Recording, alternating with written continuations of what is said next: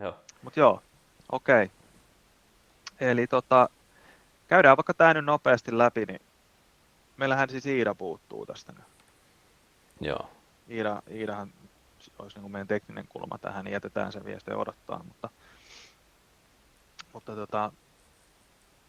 homman nimi on se, että Antti Jääskö ja Timo Ruohonen ja Sami Jääskeläinen pyörittää tämmöistä testausbisnestä, ja siis softatestausbisnestä, ja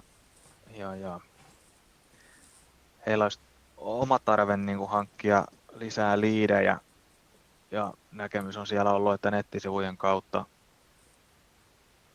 se voisi onnistua, ja heillä on sitten vähän niin kuin tämmöistä uutta jotain bisneskulmaa siinä samalla tulossa, niin se tulee julki sitten tuossa nettisivujen teon aikana, mutta meidän tehtävä olisi tässä nyt tehdä heille nettisivut, ja me saatiin tämmöiset lähtötiedot,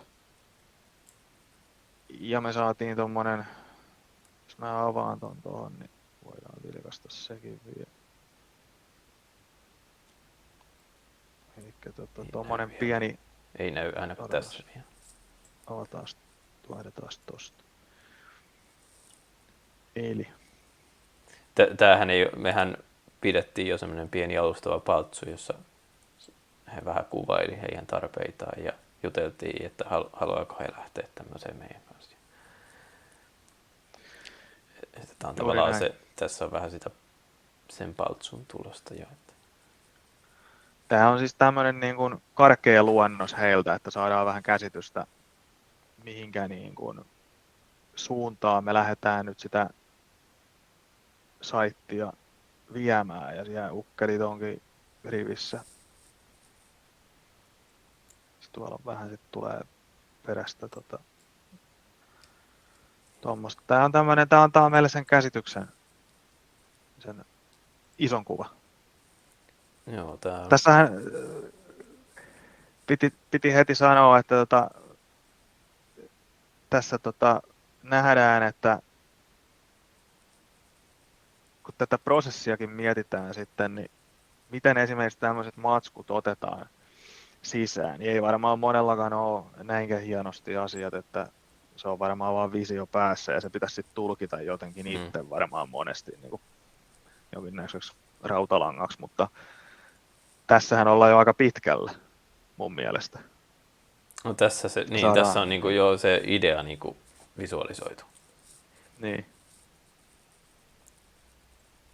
että pojat näki aika paljon jo vaivaa. Ja sitten pistetään toi pois tosta ja se oli vielä toi nykyinen dekki tuossa noin, niin siellä on siis tausta ollut, että tätä on lähetelty asiakkaille, ja tässä sitten he ovat kertoneet, että mitä he tarjoavat, ja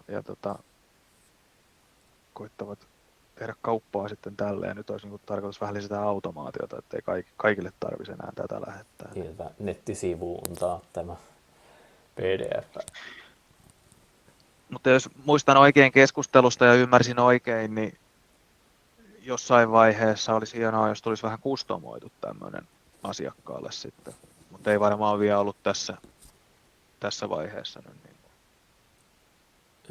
Siinähän tulee sitten se, kun tätä dokumentoidaan, tätä meidän journeyä, niin nähdään se myös mihin se PIM-core-puoli pystyy. Että